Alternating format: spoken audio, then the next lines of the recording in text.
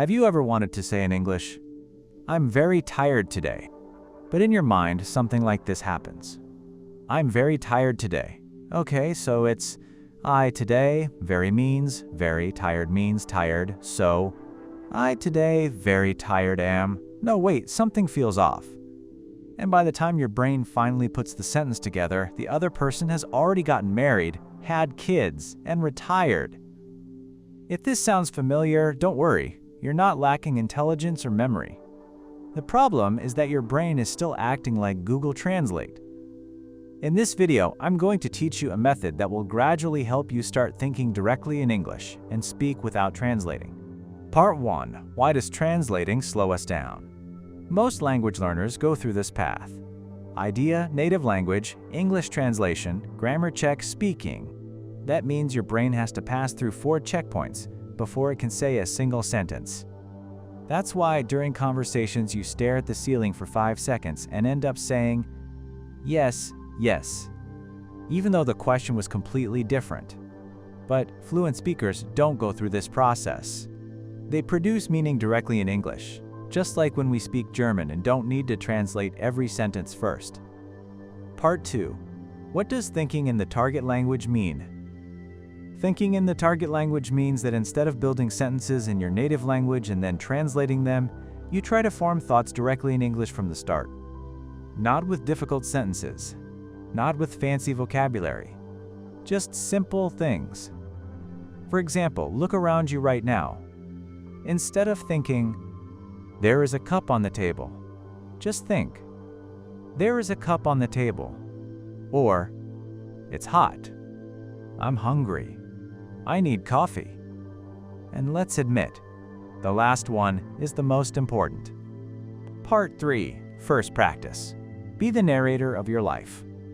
One of the best exercises is to become the narrator of your own life. Like a sports commentator. Going upstairs? I'm going upstairs. Opening the fridge?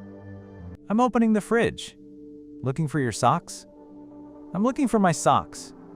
And probably after that, where are my socks? After 10 minutes you might feel like you're going crazy, but in reality you're training your brain to think in English. Part 4. Use simple words.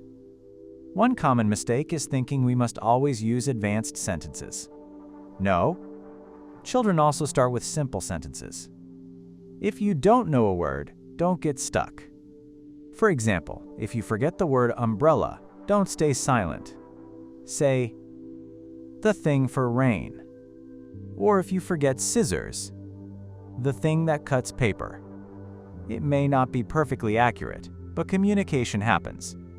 The goal is communication, not a dictionary competition. Part 5. Switch your phone to English. Another useful exercise is changing the language of your phone, laptop, or even your favorite games to English.